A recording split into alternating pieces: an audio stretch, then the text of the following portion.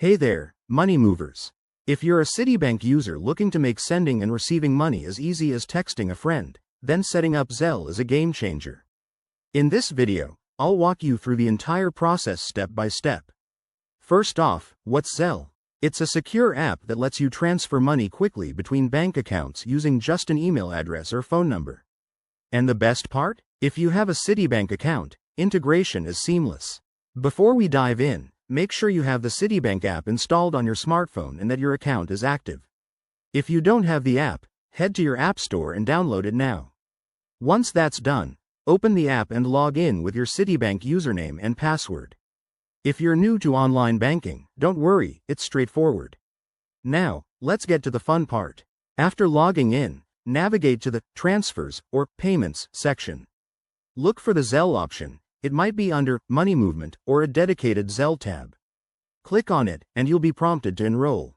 This usually involves verifying your identity, so have your phone or email ready that you want to link. Next, follow the on-screen instructions to add your email address or mobile number. Citibank will send a verification code to that contact method, enter it to confirm.